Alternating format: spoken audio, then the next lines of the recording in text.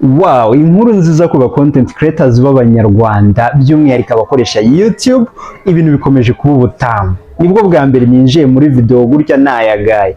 Mwarimu rero iyo yayagaye ibintu biba byacitse, ikiba kigiye gukurikiraho ni ukumva amakuru meza. By'umwihariko ku bantu bajyaga bibaza ngo ama ads, kubera iki video tutazibonaho ama ads, kubera iki duhembwa make aba content creators bo mu Rwanda. Hey, leta yacu y'ubumwe iriho irakubitaho umwotso gutya kugira ngo aho hantu hakire neza, ubundi mukirigita amafaranga mukoreshe telefone na social media, upfa kuba gusa uzi kuyikoresha neza. Ibi rero ndabikesha ikinyamakuru The New Times, kimwe mu binyamakuru bikomeye cyane, ndetse nacyo kibikesha Minisitiri w'Urubyiruko. Baratureberera inshuti zanjye, ni ukuvuga ngo turareba bavuze iki, ni iki kiduha icyizere cy'uko ayo mapublicité agiye kugaruka, n'iki nagaruka ayo mapublicité ku mavideo bizungura aba content creators b'abanyarwanda, n'iki bizungura igihugu cyacu. By'umwihariko ubundi se kuba bitari bihari twahombaga iki, igihugu cyacu cyahombaga iki? Ibyo rero urumva ni ibintu by'ingenzi tugiye kubiganiraho. Njye ni mwarimu Gatari Fred nk'ibisanzwe, reka tuvuge kuri ibi bintu.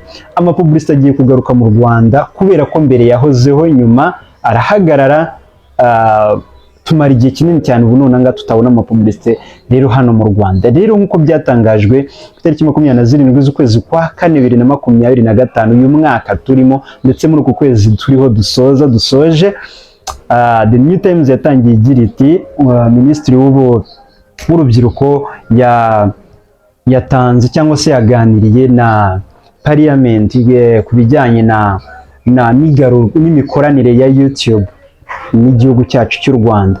Rero baraganiriye, abasobanurira neza by'umwihariko ikijyanye no kuba amapublicité atagaragazwa hano mu gihugu cyacu cy'u Rwanda, ndetse n'igihombo bitera, ndetse n'icyo urubyiruko rwakungukira mu kugaruka kw'amapublicité.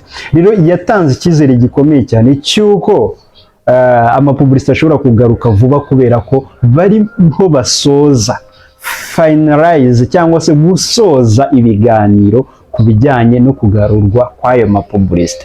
Rero kuba ubundi YouTube amafaranga ihemba abayikoresha ni amafaranga aturuka kuyo abamamaza batanze, none YouTube igafatamo 45% y'iryayo batanze, wowe ugatwara 55%.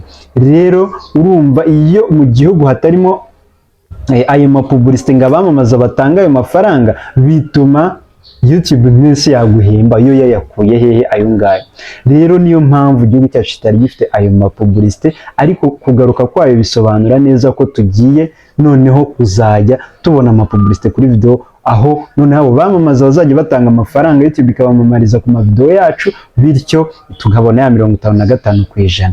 Rero cyari igihombo gikomeye cyane, aho ngiye Gatari Fred nimba 100% ry'abareba ibintu byanjye cyangwa video nshyira hano kuri YouTube ari abanyarwanda bari hano mu gihugu cy'u Rwanda, byasobanuraga neza ko mpembwa zero, nta kintu na kimwe naba mfite ninjiza hano kuri YouTube. Ubwo nimba ndebwa na 90% ry'abanyarwanda bari hano, 10% ari ryo bari mu bihugu bikorana na YouTube, bisobanura ko mu bantu 100 bandebaga 10% bonyine nibo nahemberwaga, 90% bakaba zero. Si igihombo gikomeye? Icyo cyari igihombo gikomeye cyane, ndetse leta y'ubumwe baba baturebera cyane kandi baba bazi uburyo bigomba kugenda bikemuka. Rero ibyo ngibyo turabivuga gutyo kubera ko n'impamvu na minisitiri yatanze, cyangwa se na bamwe mu ba YouTuber bakomeye b'abanyamakuru hano mu Rwanda, harimo na Chita, batanze zirumvikana cyane, kubera ko uko mubizi YouTube social media ziriho zirakoreshwa cyane n'urubyiruko, kandi mu Rwanda abantu benshi bamaze kugira ama smartphone, bikaza gusobanura neza ko byahita bishobora no kuba byatanga akazi ku rubyiruko kenshi, babandi biganyiraga ko nta mirimo, ikibazo kigakemuka.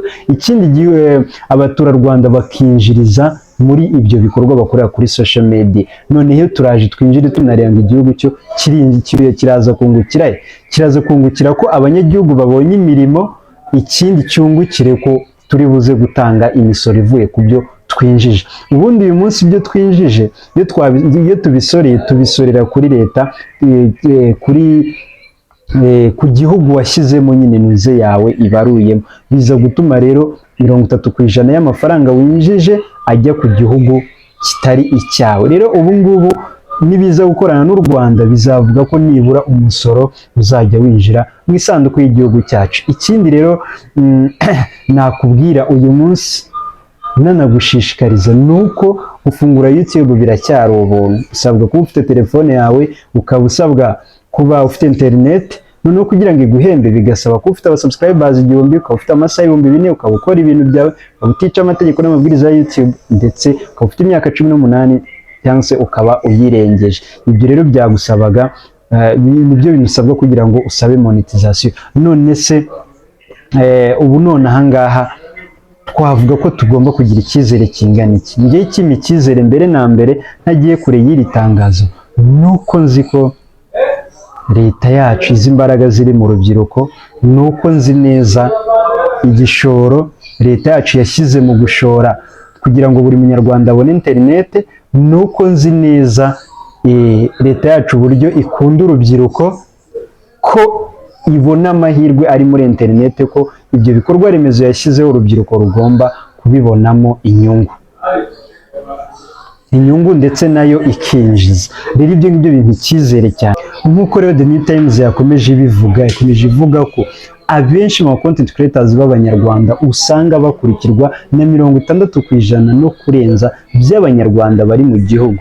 Rero urumva nimba 60% utabahemberwaga ni igihombo cyari gikomeye cyane.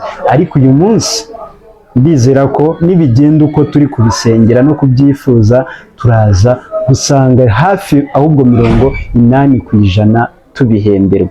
Reka rero dukomeze tubitegereze kandi tubishinge ababishinzwe, twebwe dukore ibyo tugomba gukora, dukomeze kandi dukore ibikorwa bizima byiza.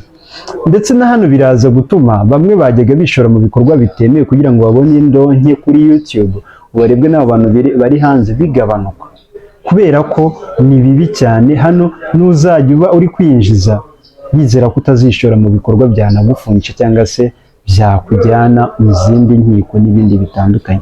Rero nkuko mubibona, subiza se siki, yewe ndumva ari ibi nabivugaho. Mushonje muhishiwe, reka dutegereze.